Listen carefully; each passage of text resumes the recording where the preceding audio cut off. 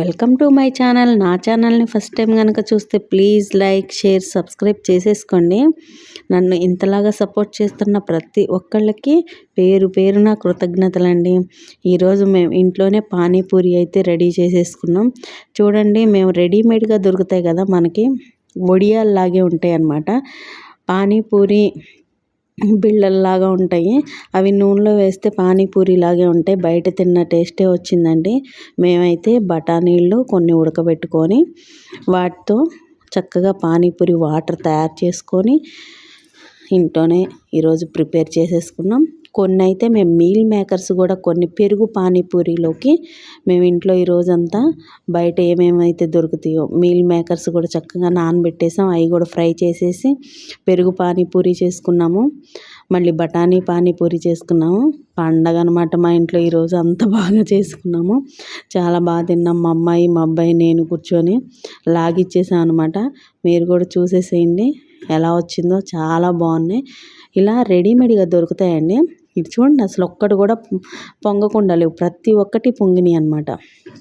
మీరు కూడా ఒకసారి ట్రై చేయండి, చాలా బాగుంది. ఎందుకంటే మనం చపాతీ పిండి కలిపి చేసి అవి బాగా రావు.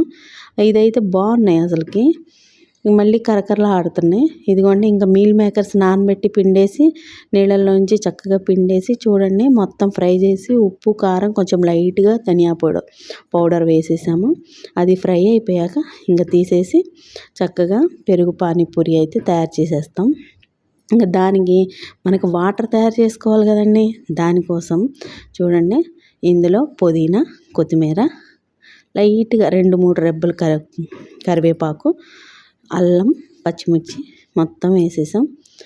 ఇంకా ఇందులో కొంచెం లైట్గా చింతపండు గుజ్జు వేసుకోండి ఈ వాటర్లోనే, పులుపు కోసం అనమాట.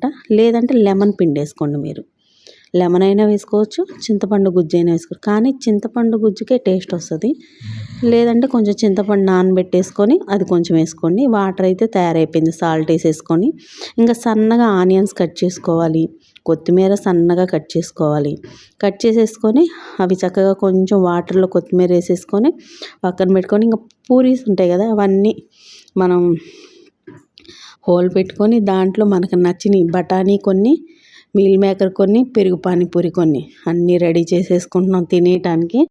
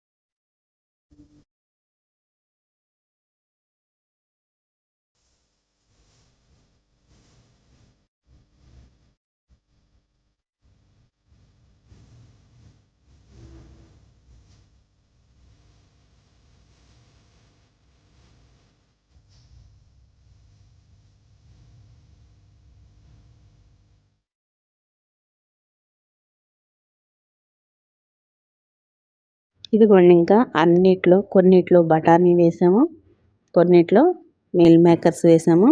మీల్ మేకర్ వేసిన దాంట్లో పెరుగు వేసామండి. పెరుగు పానీపూరి అనమాట. చాలా బాగుంది. కొత్తిమీర కూడా డెకరేషన్ చేసేసి దానిపైన కొన్ని చక్రాలు, సన్న చక్రాలు ఉంటాయి కదా, అవి వేసేసుకోవాలి. పెరుగు పానీపూరికే బాగుంటాయండి ఇవి చక్రాలు అనేది. సన్న చక్రాలు చాలా సన్నగా ఉండాలి చక్రాలు అయితే.